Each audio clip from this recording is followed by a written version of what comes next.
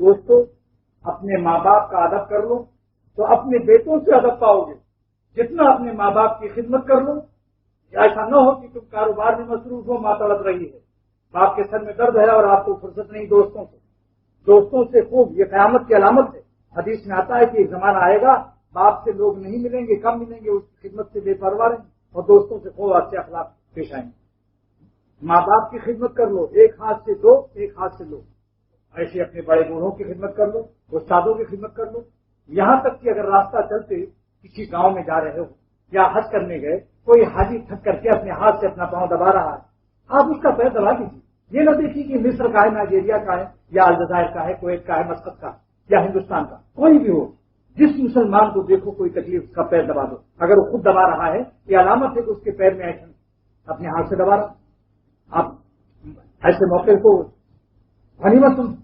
ایسے ہی ہر بیٹی اپنی ماں کا، بچے جو اپنی ماں کا ادب کریں گے، بیٹی اپنی ماں کا ادب کرے گی تو جب ماں بنے گی تو اس کی بیٹیاں اس کا ادب کریں گی. جو بہو اپنی ساس کا ادب کرے گی، جب یہ ساس بنے گی تو اس کی بہو اس کا ادب کرے گی. دنیا کے اندر یہ ہے. حضرت ملا علی قاری رحمۃ اللہ علیہ فرماتے ہیں اسی حدیث کی شرح کرتے ہوئے کہ اس حدیث میں یہ اشارہ ہے کہ من خدامہ خدیمہ، جو خدمت کرے گا ایک دن خدمت کیا جائے گا. قاعدہ کلیہ بیان کر دیا. جو ہر کی خدمت میں کنت مخدوم شد کا ترجمہ ہے، معرومی کا شعر ہے نا، جو خدمت کرتا ہے مخدوم ہو جاتا ہے. من خدامہ خدیمہ، جو خدمت کرتا ہے خدمت کیا جائے گا. لیکن خدمت مخدوم بننے کے لیے اسے خدمت مت کرو. پیر کا شیخ کا پیر اس لیے مت دباؤ کہ خلیفہ بن کے کل میں بھی ایسی دبواؤں گا. تو اللہ کے لیے کہاں دبوانا ہوا؟ یہ اللہ کے لیے کہاں دبانا ہوا بھائی؟ اس لیے سے مت استاد کا پیر دباؤ کہ کل کو میری ٹانگ بھی دبائی جائے. یہ خوب سمجھ لو.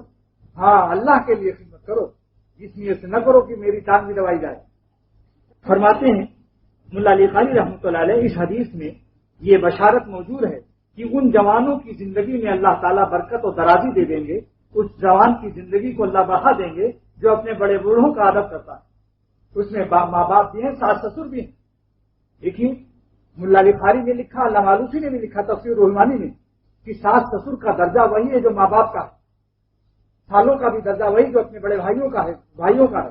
اور کیونکہ اللہ تعالیٰ نے قرآن میں نسبوں و صحرا بیان فرمایا، خاندانی رشتے کو سسرالی رشتے کے ساتھ ملا کے بیان فرمایا. اس آیت کی تفسیر کرتے ہوئے علامہ آلوسی نے تفسیر رحمانی میں لکھا کہ ماں باپ کا جتنا ادب کرتے ہو ساس سسر کا بھی ادب کرو، کیونکہ اللہ تعالیٰ نے دونوں رشتوں کو ملا کر بیان کیا.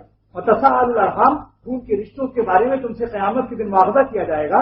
تساءل الارحام جو نکاح کے وقت خطبے میں پڑھا جاتا ہے، تو اللہ آلوسی اس آیت کی تفسیر فرماتے ہیں ارحام سے مراد کیا ہے؟ فرماتے ہیں الاقرباء من جہت النسب و من جہت النساء، یعنی خاندانی لحاظ سے جو باپ دادا ہے اور عورتوں کی وجہ سے جو تمہارے ساس سسر جو رشتے قائم ہوئے ہیں، دونوں شامل ہیں اس کے اندر. دونوں رشتوں کے حقوق کا قیامت کے دن سوال کیا جائے گا. اس میں بڑی غفلت ہے. اگر ساس سسر نے ذرا سے کہہ دیا آج بیٹی نہ جائے گی، ذرا ہماری طبیعت ٹھیک نہیں ہے، داماد صاحب روٹ گئے، مچھوں پر تاؤ دیتے ہوئے معلوم ہوتا پھر سامان بھگے ہوئے، ناراض ہو گئے، اب آتے ہی نہیں.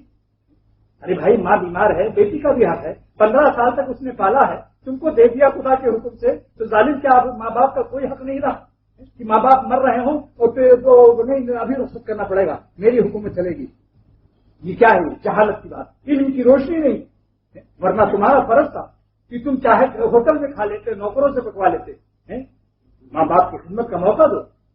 تو چونکہ یہ قرآن و حدیث کی تفسیریں ان کے سامنے نہیں، جہالت کی وجہ سے یہ سب چیزیں چلتی ہیں کہ بس ہمارا صاحب ہے.